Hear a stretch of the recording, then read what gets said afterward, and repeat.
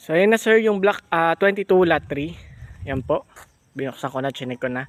So ayan, bandang likod kayo dito sa may perimeter fence. Pero sa likod ng unit yung may isa pang bahay. Ayan po oh. Just nandito kayo sa parang kantuhan.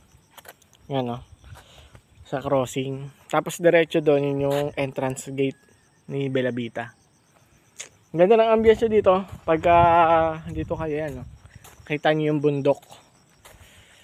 Ayan po yung bundok. Pag umaga, pag sunrise, kitang kita yan. Maganda magkape, maganda yung ambience. Ayan o.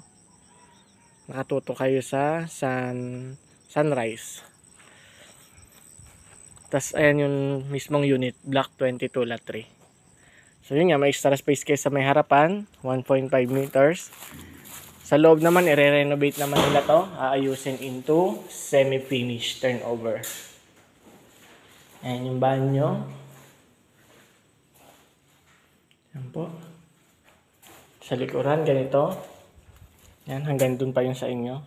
So may pader na yan. Dito, ganon. Tapos pader. Tapos dito. Ayan. Pwede kayo magpa-extension.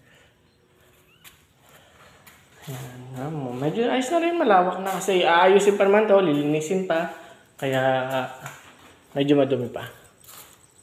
So yun po, again, and congratulations.